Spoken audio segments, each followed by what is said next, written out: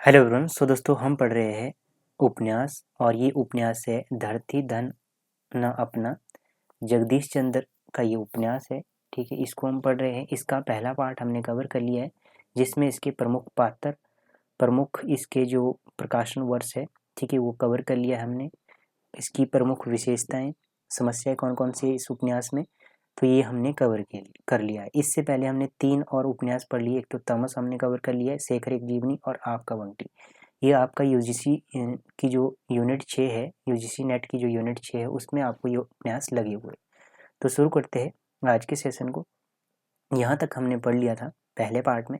फिर कुछ सोचकर चाची की आंखों में पानी आ गया। वह एकदम खामोश हो गई, जैसे उसका गला रुंध गया हो। काली गुमसुम बैठा कोठड़ी में चारों ओर देख रहा था। कोठड़ी की दीवारें सहतीर और कड़ियां चाची की तरह बूढ़ी हो चुकी थी और अपने ही बोझ तले दबी जा रही थी। चाची, दिन कैसे कटे? काली ने उसकी ओर ध्यान से देखते हुए पूछा। उसकी आंखों में आंसू आ गए। चाची भी उत्तर में सुबकियां लेने लगी। फिर वे दोनों फूट पड़े। काली चाची के घुटनों पर सिर रखकर खूब रोया। एक मुद्दत में दोनों ने जो कष्ट सहन किए थे वे आंसुओं की जबान से एक दूसरे को बता दिए। रो रो कर काली को जब हिचकी आने लगी तो चाची उसे पुचकारती हुई बोली, ना रो पुत्रा, ये सब तकदीर दा चक्कर था। तेरा चाचा जिंदा होता तो तुम्हें पाताल से भी खोज लाता, तुम्हें गरहमा तक ना लगने देता। कहकर चाची फिर रोने लगी तो काली ने उसे दिलासा देते हुए कहा, चाची, अब मैं एक पल के लिए भी भीतर से अलग नहीं, एक पल के लिए भी तेरे से अलग नहीं रहूंगा। दिन रात तेरी सेवा करूंगा। चाची हिचकियां लेती हुई बोली, काका, तूने भी तो अनर्थ किया। रंडी मतलब कि विधवा चाची को यूं छोड़कर चला गया, जैसे तेरा उसके साथ कोई रिश्ता ही नहीं था। मैं तो पहले ही मुसीबतों की मारी हुई दिन रात तुझ में खोई रहती, रह रह कर दिल में हौल उठता। जिसने जो उपाय बताया वह किया। रेवड़ से पिछड़ी हुई बच्चियां को कभी देख लेती तो रो रो कर मैं अपना बुरा हाल कर लेती और सोचती कि मेरा काली भी परदेश में इसी तरह डांबाडोल और खोया खोया फिरता होगा। दिन रात में नीले छत वाले से यही विनती करती, नीले छत वाला मतलब कि भगवान, कि मेरा लाल ठीक ठाक हो, मैं उसके हाथों में ही मरूं। फिर उसने काली को ध्यान से देखते हुए पूछा, काका, क्या मैं तुम्हें कभी याद नहीं आती थी? काली ने मुंह फेर लिया और रूंधी हुई आवाज में बोला, चाची, तेरी याद ही तो मुझे गांव वापस खींच लाई। काली ने अपना सिर चाची की गोद में रख दिया। चाची ने उसके चौड़े कंधों पर हाथ फेरते हुए रूंधी हुई आवाज में कहना शुरू किया, आज तेरा बाप जिंदा होता तो तुम्हें देखकर कितना खुश होता। उसने तो तुम्हें भी जी भरकर देखा भी नहीं था कि मौत ने आ घेरा। तेरी माँ को प्लेग खा गई, ठीक है। तेरा चाचा चप्पे गिन गिन कर तुम्हें पाल पोस कर रहा था, लेकिन उसे भी हैजे ने खा लिया। तुम्हें तो शायद उसकी सूरत भी याद ना हो। सारे खानदान की तू ही तो एक निशानी है। तो प्लेग और हैजा, ये आपने बीमारियां ध्यान में रखनी है, ठीक है। चाची फिर फूट फूट कर रोने लगी। काली उसकी गोद में सिर रखे हुए उन दिनों को याद करने लगा जब 6 साल पहले वह 2 दिन का भूखा प्यासा फटे हाल घर से चोरी से भाग गया था। चाची भी अतीत में खोई हुई अपने दुखों को याद करके बार बार रो पड़ती। वे दोनों बहुत देर तक गुमसुम बैठे रहे। चाची के दिल में जैसे हौल उठा और वह काली का माथा चूमती हुई बोली, पुत्रा, परदेश पंछी भी उड़ते उड़ते 1-2 साल बाद फेरा डाल जाते हैं, लेकिन तू तो ऐसा गया कि तेरी कोई खबर ही ना मिली। फिर वह अपने आंसू पोंछती हुई बोली, काका मुझे सिर्फ तेरा ही आसरा है। तेरे सहारे उठती फिरती हूँ, तू आ गया है तो यह कोठरी भी भरी भरी मालूम होती है। तू बाहर था तो यही कोठरी मुझे उजाड़ दिखाई देती थी। चाची अब मैं कभी एक पल के लिए भी तुम्हें छोड़कर नहीं जाऊंगा। तुम्हें राज करवाऊंगा, खाट के नीचे पाँव नहीं धरने दूंगा। दिन चढ़ने तक दोनों का मन हल्का हो चुका था। चाची ने काली के लिए बिस्तर बिछा दिया और बोली, तू घड़ी भर सो ले, पता नहीं कितने दिन का सफ़र करके आया है। मैं गली में तुम्हारे आने के बारे में बता दूं।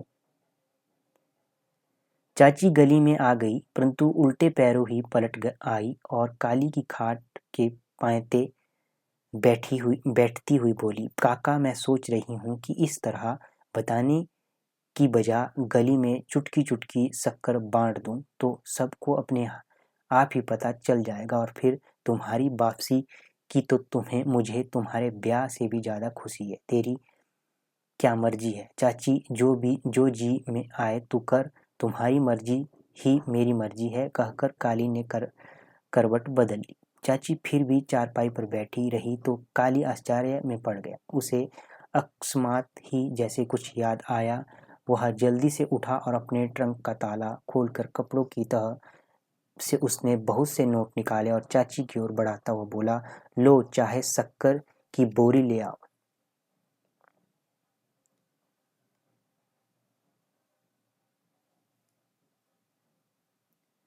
चाची ने बहुत से नोट देखे तो आश्चर्य से उसकी आंखें फैल गई और वह उन्हें कपड़ों की तहों में छिपाती हुई बनावटी गुस्से में बोली, मुझे कोई दुकान खोलनी है, 4 पैसे दे, छज्जू शाह की दुकान से शेर शक्कर ले आऊंगी।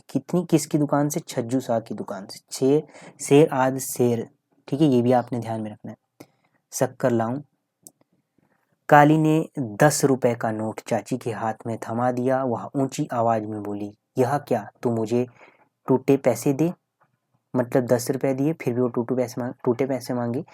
इससे छोटा नोट मेरे पास नहीं है। काली ने 10 का नोट उसकी हथेली में दबाते हुए कहा। चाची ने नोट को फैला कर देखा और घबराई हुई आवाज में बोली, संदूक को जल्दी से ताला मारकर कहीं छिपा दे, यहाँ लोगों की नज़र बहुत बुरी है। पिछले दिनों ब्यास पार से बंतों की भतीजी आई थी। कहाँ से आई थी? ब्यास पार से बंतों की भतीजी आई थी। उसकी शादी हुई 2 ही महीने हुए थे कि उसके गहने कपड़े देखकर प्रीतों ने नज़र लगा दी। उस बेचारी का सब कुछ रात में ही चोरी हो गया। किसने नज़र लगाई? प्रीतों ने। उसके बाद काली चाची की बात पर कुछ क्षणों तक हंसता रहा, फिर उसे कहने के अनुसार ट्रंक को कोने में छिपा दिया। चाची 10 रुपए के नोट को कई तहों में छिपाकर गली में आते जाते लोगों की नज़र से बचाती शक्कर लेने के लिए छज्जू शाह की दुकान की ओर चली गई। अब दूसरा परिच्छेद शुरू होता है। चाची के जाने के बाद काली कुछ समय तक खाट पर लेटा रहा। 6 वर्ष के बिछोह ने उसके मन में गांव और गांव वालों के प्रति अजनबीपन सा पैदा कर दिया था। कितने वर्षों के बाद आया था वो घर? 6 कर दिया। यह सोचकर उसे डर लगता कि थोड़ी ही देर में मोहल्ले की स्त्रियां, बच्चे और मर्द उसके घर जमा हो जाएंगे और उसे तरह तरह के प्रश्न पूछेंगे। काली प्रसन्न होने की वजह बहुत बेचैन था और चाहता था कि यह घड़ी किसी तरह टल जाए तो अच्छा है। वह खाट पर लेटा करवटें बदल रहा था। रात भर जागते रहने के बावजूद नींद उसे कोसों दूर थी। जब लेटे लेटे उसका मन उब गया और बेचैनी और भी बढ़ने लगी तो वह उठकर अपने कोठे की छत पर आ गया। बोदी सीढ़ी के आखिरी डंडे पर खड़ा वह सामने देखने लगा। चमादड़ी के कोठों से परे दूर तक खुले खेत फैले हुए थे। बाईं ओर चौक की चमकती रेत थी। चौक के दोनों ओर बांध बना दिए गए थे। इन्हें देख काली को हैरानी भी हुई और खुशी भी।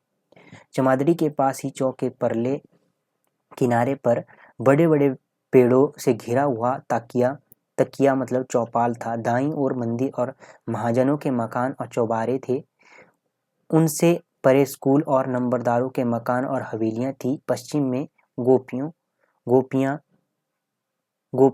भोदियों मिट्ठों और चुनौतियों के मोहल्ले थे। काली ने सीढ़ी के पास की छत पर खड़े होकर चमादड़ी के कोठों पर नजर दौड़ाई। मटमैले रंग के कच्चे और छोटे छोटे कोठे चौक के दाएं किनारे तक फैले हुए थे। मोहल्ले के अंदर एक छोटा सा चौगान था जिसके बीचों बीच एक बेरी थी।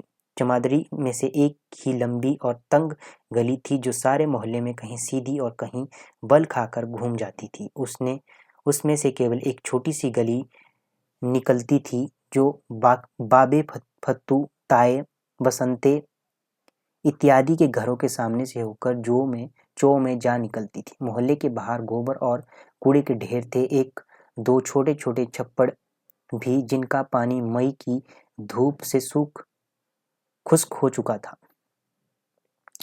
वह चमादड़ी के कोठों को देखने लगा। पूरे मोहल्ले में एक भी ऐसा कोठा नहीं था जिसमें पक्की ईंट लगी हो। पिछली बरसात के बाद इनकी अभी पोताई नहीं हो गई थी, इसलिए वे कमजोर और उनकी दीवारें खुरदरी नजर आ रही थी। लगभग प्रत्येक घर से उपलों का कड़वा धुआं अलसाया सा ऊपर उठ रहा था। मोहल्ले में सुबह के समय भी खामोशी छाई हुई थी, जिसे कभी किसी मर्द की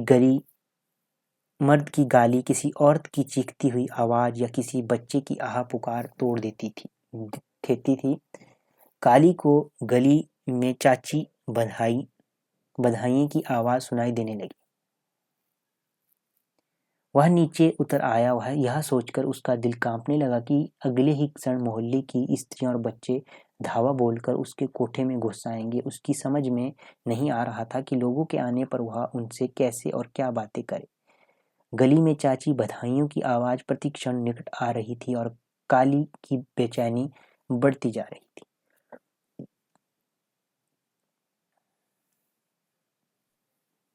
काली के पास सबसे पहले उसके पड़ोसी निक्कू की पत्नी प्रीतो आई। तो सबसे पहले कौन आई? निक्कू की पत्नी का क्या नाम है? प्रीतो। यहीं से क्वेश्चन बना हुआ है आपके एग्जाम में। वह गली में से ही उसे पुकारने लगी, वे काली, वे तू आ गया। जब वह अंदर आ गई तो काली उसके पांव की ओर झुकता हुआ बोला, चाची मत्था टेकता हूँ। जुग जिजुयो। वह प्रीतो ने अपना हाथ काली के सिर की ओर उठा दिया। यह देख काली ने गर्दन झुका दी।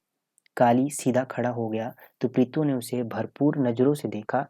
काली ने भी उस पर ध्यान से निगाह डाली। प्रीतो का शरीर ढल चुका था, लेकिन उसके रखरखाव में कोई अंतर नहीं आया था। उसने मसूड़ों पर रंगदार दातुन किया हुआ था और वे यूं दिखाई दे रही थी जैसे रबड़ के बने हुए हो। नाक में कोके और ठोड़ी पर कृत्रिम तिल का रंग फीका पड़ गया था। काली ने निगाहें दूसरी ओर फेरते हुए पूछा, चाची फिर ठीक हो ना? चाचा ठीक है। लच्छो, अमरू और नाथी ठीक है। काली ये सब पूछ ही रहा था कि एकाएक ही 7 बच्चे अंदर घुस गए। कितने? 7 बच्चे। उनमें से 3 बच्चे लच्छो, अमरू और नाथी को तो पहचान लिया, लेकिन बाकी उसके लिए अजनबी थे। वह आगे बढ़कर अमरू को बाजू में उठाता हुआ बोला, सुना अमरू, तू तो वैसा का वैसा घिसा हुआ चटांकी पहलवान ही है।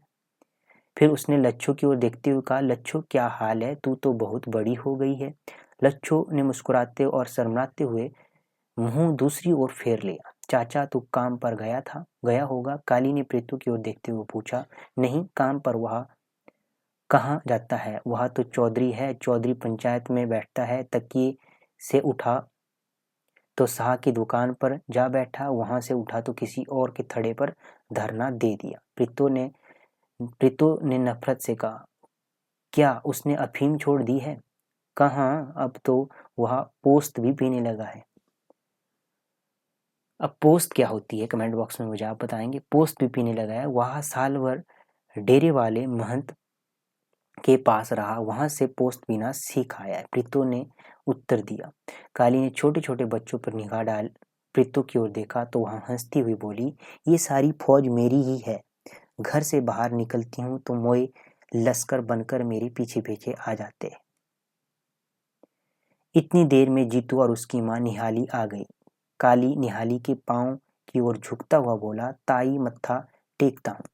फिर उसने जीतू को अपने बाजुओं में लेकर जोर से भींचा और कुछ क्षणों के पश्चात उसे छोड़ता हुआ बोला, सोना जीतू, ठीक आया हो ना? हाँ, तू अपनी सुना, तू कहाँ रहता रहा इतनी देर? हम तो तेरी इंतजार में औंसियां डाल डाल हार गई। जीतू ने काली के तगड़े सुडौल और गट्ठे हुए शरीर को निहारते हुए कहा। जीतू के सख्त और प्रौढ़ शरीर को देख काली को महसूस हुआ कि बालपन के बाद जीतू पर यौवन और बुढ़ापा एक साथ ही शुरू हो गए हैं।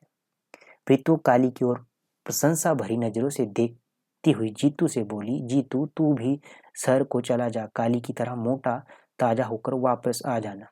खुराक हो तो गांव में भी शरीर बन जाता है, रूखी रोटी खाकर तो शरीर बनेगा नहीं, ताई निहाली ने कहा। अच्छा काली, मैं घास ले आऊं, दोपहर को आराम से बैठ गप लड़ाएंगे। जीतू ने काली के कंधे थपथपाते हुए कहा और बाहर निकल गए। काली के घर में स्त्रियों और बच्चों की भीड़ प्रतिक्षण बढ़ रही थी। वह हर औरत के पांव की ओर झुककर मत्था टेकता और बच्चों को बाहों में उठाकर प्यार करता। जब बंतू की पत्नी प्रसन्नी आई, बंतू की पत्नी का क्या नाम है? प्रसन्नी, तो काली उसे पहचान न सका। वह उसके पांव की ओर झुका तो प्रीतो उसे डांटती हुई बोली, फोट फोट तू यहाँ क्या कर रहा है? यह प्रसन्नी है, बंतू की घरवाली, तू इसका जेठ लगता है, उल्टा ये तेरे को मत्था टेकेगी।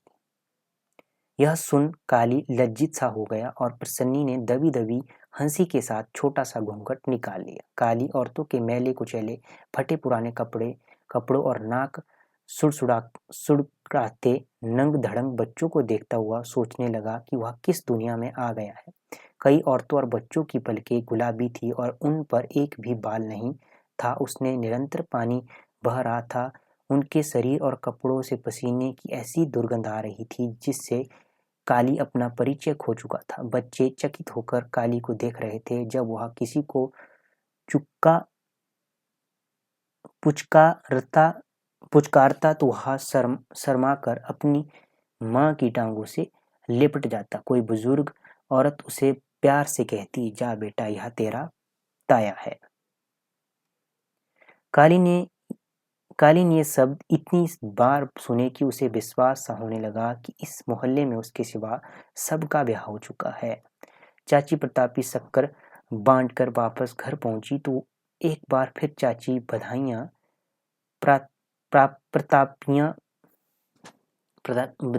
की आवाज एकाएक गूंज गई। अब सब औरतों ने अपने अपने दुपट्टे के पल्लू में मुट्ठी भर अनाज खोला और काली के सिर से बार कर उसकी बलाएं ली। उसके तगड़े और जवान शरीर को देखकर कई औरतों को अपनी कुमारी युवा भतीजी, भांजी, बहन या मैके की किसी जवान लड़की की याद आने लगी और उनका जी चाहा कि उसका रिश्ता काली से निश्चित हो जाए। सब औरतों ने चोरी छिपे खाट के नीचे पड़े काली के ट्रंक को देख लिया था और वे उसमें पड़ी वस्तु के बारे में अपने अपने अनुमान लगा रही थी। हर एक उसी हिसाब से काली की ओर जताने की कोशिश कर रही थी। उसकी अनुपस्थिति में उसने चाची की बहुत देखरेख की है। ताई निहाली ने काली का माथा चूमते हुए कहा कि जीतू और काली आयु में बराबर और भाई है। और यह सुन प्रीतो भी सबको संबोधित करती हुई बोली, काली तो तड़के ही पहुंच गया था ना? हाँ चाची,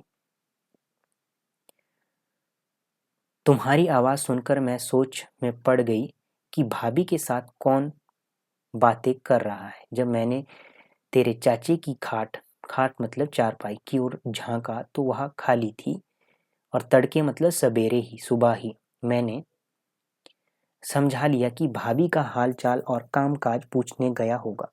रोज सवेरे उठते ही नियम से वह पहले भाभी के पास जाता था। बुजुर्ग स्त्रियां काली के ट्रंक के बारे में खुसर फुसर कर रही थी और बंतू की पत्नी प्रसन्नी, नंद सिंह की बेटी पासो और प्रीतू की बेटी लच्छो, प्रीतू की बेटी का नाम है लच्छो, प्रसन्नी, नंद सिंह की बेटी का नाम है पासो। ठीक है, नंद सिंह की बेटी का नाम है पासो। ये आपने ध्यान में रखना है। यहाँ से पूछा जाता है, सुमेलित करने वाला क्वेश्चन बनता है यहाँ से। बाकी औरतों से अलग एक कोने में खड़ी है, उन्होंने आपस में कोई बात की और खिल खिलकर हंस पड़ी। पहले तो किसी ने उसकी ओर ध्यान नहीं दिया, लेकिन जब वे हंसी के मारे लोटपोट होने लगी तो प्रीतो नाक सिकोड़ती हुई बोली, नी तुम्हें क्या हो गया है, क्यों हिड़ कर रही हो? हिड़ मतलब हंस रही हो। जब ये तीनों हंसी से दोहरी होने लगी तो सबका ध्यान उसकी ओर चला गया। एक साथ कई आवाजें आई, क्या हो गया है तुम्हें? प्रसन्नी 2 बच्चों की माँ बन गई है और तीसरा पेट में लिए घूम रही है, लेकिन उसकी छोकर खेल खत्म हुई नहीं। छोकर मतलब छोकरों वाली। प्रसन्नी पर इस कटाक्ष का कोई भी असर नहीं हुआ। हंसते हंसते उसका चेहरा ऐसा लाल हो गया जैसे उसमें खून फूट पड़ेगा। प्रीतु उसके कंधों को झकझोरती हुई बोली, नी अकेली ही हंस रही है, हमें भी कुछ बता। जब प्रसन्नी ने कुछ नहीं बताया तो प्रीतो ने अपनी बेटी को झिड़कते हुए उससे पूछा। लच्छू का चेहरा शर्म से लाल हो गया और वह अपने आप को सिकोड़ती और समेटती प्रसन्नी की ओर संकेत करती हुई बोली, यह कहती है कि काली को जल्दी से जल्दी ब्याह कर लेना चाहिए। यह कहकर लच्छू चुप हो गई, परंतु प्रीतो समझ गई कि प्रसन्नी ने आगे क्या कहा होगा। उसे क्रोध तो बहुत आया, लेकिन वह हंसती हुई ऊंची आवाज में बोली, ठीक तो है, काली अब ब्याह नहीं करेगा तो क्या बूढ़ा होकर करेगा? इसके साथियों के तो 3-3 बच्चे हैं, बाहर ना जाता तो अब तक का शायद इसके 4 बच्चे होते। दूसरी औरत ने कहा, मेरी जुत्तू और काली के तो लगन ही ढीले हैं। ताई निहाली उदास स्वर में बोली, काली एक बार कहे तो सही, शाम तक किसकी शादी करा दूं? प्रीतो मटक कर बोली, फिर सबको इशारा करती हुई घोड़ियां गाने लगी। उसके साथ बाकी औरतें भी मिल गई। प्रसन्नी ने अपने घर से लाल रंग का दुपट्टा लाकर चाची के सिर पर रख दिया। उन्होंने चाची को घसीट कर बीच में बैठा लिया और वे सब इस तरह जोश में गाने लगी जैसे सचमुच काली का ब्याह रचा हो। प्रीतु ने चाची का पानी का घड़ा खाली कर दिया और ठिकरी से थाप देने लगी। ताई निहाली सबको बोल उठाने का संकेत करती हुई गाने लगी, जिस दिहाड़े मेरा काली नी जमया, सोई दिहाड़ा भांगा भरया। जिस दिन मेरे काली ने जन्म लिया वह दिन हमारे लिए बहुत शुभ था। तो ये इसका मतलब हुआ, ये आपने ध्यान में रखना है। इसे कहते हैं घोड़ी। सब स्त्रियां घड़े के गिर्द बैठ गई और घूम घूम कर गीत गाने लगी। साढ़े नमे साजन घर आए, सलोनी दे नैन भरे, सानू की बस्तु लाए, सलोनी दे नैन भरे, सानू गरी ते छुआरे लाए, सलोनी दे नैन भरे, सानू कुड़मे दी जोरू लाए, सलोनी दे नैन भरे। काली गीत सुनकर कभी हंसने लगा और कभी झेंप कर मुंह छिपा लेता। उसका अजनबीपन दूर हो गया और वह इस तरह प्रसन्न था जैसे बच्चा अपनी माँ की गोद में बैठा लोरियां सुन सुनकर चहक रहा हो। तीसरा परिच्छेद हम पढ़ने जा रहे हैं। गली में कई लोग दगड़ दगड़ करते हुए गुजरते तो काली की आंख खुल गई। उसने एक क्षण के लिए इधर उधर देखा और करवट बदलकर फिर सो गया। लेकिन जब एक साथ कई आवाजें आई और उन पर एक बहुत ही भयानक चीख छा गई तो वह हड़बड़ाकर उठ बैठा। नजदीक ही मकान की छत पर खड़ी एक स्त्री ने ऊंचे स्वर में खबर दी, चौबारे वाला चौधरी गालियां दे रहा है, पता नहीं किसकी सामत आई। सब लोग चौगान में चले गए हैं। काली उठकर चारपाई पर बैठा और उन आवाजों को ध्यान से सुनने लगा। कोई फर्र फर्र गालियां दे रहा था। फिर किसी के गिड़गिड़ाने की आवाज आई, चौधरी मेरा कोई कसूर नहीं है, आप मुझे। किसी के सिर पर चटाक चटाक जूते पड़ने की आवाज आई और साथ ही यातना भरी एक चीख गूंजी, आए मैं मर गया, मुझे बचाओ। चमादड़ी में ऐसी घटना कोई नई बात नहीं है। ऐसा अक्सर होता रहता था। जब किसी चौधरी की फसल चोरी हो जाती तो बर्बाद कर दी जाती, चमार चौधरी के काम पर ना जाता या फिर किसी चौधरी के अंदर जमीन का मलकियत का एहसास जोर पकड़ लेता तो वह अपनी साख बनाने और चौधर मनवाने के लिए एक मोहल्ले में चला आता। जब चीख दोबारा गूंज उठी तो काली पाँव में जूता घसीटता हुआ गली में आ गया। चाची उसे रोकती रही लेकिन वह चौगान की ओर बढ़ गया। वहाँ मोहल्ले के बहुत से मर्द कमान बनाकर खड़े थे। बीच में चौधरी हरनाम सिंह बाएं हाथ की 2 उंगलियों से तहबंद का पल्लू थामे हुए खड़ा गालियां दे रहा था। कोठों की दीवारों और दरवाजों के साथ मैली कुचैली स्त्रियां भयभीत बच्चों को छातियों से लटकाए या अपनी टांगों में दबाए चौधरी और अपने मोहल्ले के मर्दों को देख रही थी। बूढ़े और जवान सब ऐसे सिर झुकाए हुए थे जैसे राजा के दरबार में खड़े हो। उनके मैले तांबे के रंग के शरीर मंद हवा में हिल रहे पत्तों की तरह कांप रहे थे। चौधरी हरनाम सिंह सबको गालियां दे रहा था लेकिन उनके मुंह पर ताले पड़े थे। उनमें से कुछ लोग कभी कभार गाली सुनकर हंस पड़ते जैसे उन पर फूल फेंका गया हो। संतू बाकी लोगों से जरा आगे खड़ा सिर झुकाए जमीन को घूर रहा था। चौधरी ने उसे गाली देकर पुकारा तो वह ठिठाई से हंसने लगा। यह देखकर चौधरी का क्रोध और भी बढ़ गया और कड़कड़ती हुई आवाज में बोला, इधर आ संतू के पुत्र। संतू अपनी जगह पर खड़ा ही बोला, चौधरी जी मेरा कोई कसूर नहीं है, मैं तो। वह अभी अपनी बात पूरी भी ना कर पाया कि चौधरी ने एकदम बड़ा कर उसे अपने पास घसीट लिया। फिर चौधरी ने उसकी गर्दन मरोड़ उसका मोर बना दिया और जूते मारने लगा। संतू बिलख उठा, चौधरी जी मेरा कोई कसूर नहीं। जब उसके सिर पर 2-4 जूते पड़े तो वह दहाड़ने लगा, हाय मैं मर गया, मुझे बचाओ। सच बता, जानवरों को मेरे खेत में क्यों हाँका था? चौधरी जिसकी जी चाहे सौगंध दे दो, मैंने यह काम नहीं किया है, संतू ने भी गिड़गिड़ाते हुए कहा। चौधरी जब अपना हाथ ऊपर उठाता तो संतू अपने दोनों हाथ सिर पर रख जोर जोर से चीखने लगता। चौधरी को उस पर शायद दया आ जाती। वह थक गया, उसने जूता नीचे फेंक दिया और संतू को पाँव से ठोकर मारता हुआ तिरस्कार से बोला, कुत्ते की औलाद, हड़बौंड, तो ऐसे मचा रहा है जैसे सूली पर चढ़ा दिया हो। चौधरी चमारों की ओर देखता हुआ दुख और क्रोध भरे स्वर में बोला, दिन रात पानी देकर मकई की अगेत्री फसल उगाई थी, खेत लहाने लगा तो किसी मरदूद ने उसमें जानवर हाँक दिए। सब लोग सांस रोके चौधरी की नजरों से बेचैन बचने की कोशिश कर रहे थे। बच्चे डर के मारे अपनी माताओं के पीछे जा छिपे। काली मजमे से हटकर बेरी के नीचे खड़ा काले और मैले शरीर को देख रहा था जो इत्मीनान से गालियां सुन और मार खा रहे थे। चौधरी हरनाम सिंह ने वहां खड़े हर आदमी को संबोधित करते हुए रौब से कहा, सच बता दो, नहीं तो सारे मोहल्ले को इसी चौगान में नंगा लिटाकर जूते मारूंगा। मंगू मजमे से बाहर चौधरी के पास खड़ा था। वह जीतू की ओर देखकर बोला, जीतू तू कल दिया बत्ती के समय कहाँ गया था? जीतू ने मंगू की ओर घुर कर देखा और तुनक कर बोला, तू कौन है पूछने वाला? यह कह जीतू सहम गया और आहिस्ता आहिस्ता पीछे हटने लगा ताकि चौधरी की नजरों से ओझल हो जाए। मंगू चौधरी को संबोधित करता हुआ बोला, चौधरी कल दिन ढले मैंने जीतू को आपके कुएं की ओर जाते देखा था।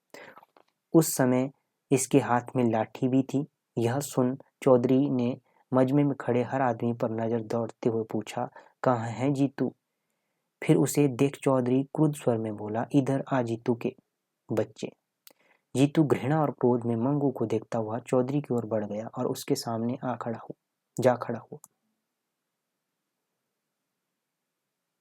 क्या तूने जानवरों को खेत की तरफ मोड़ा था? उसने रौब से पूछा, चौधरी जी, दिया बत्ती के समय मैं छज्जू साहब के लिए कोयला लेने गड़ी के भट्टे पर गया हुआ था, आप साहब से पूछ ले। जीतू ने हकलाते हुए उत्तर दिया, कोयले के पुत्र, जो मैं पूछ रहा हूँ उसका जवाब दे। साथ ही चौधरी ने उसे मोटी सी गाली दी।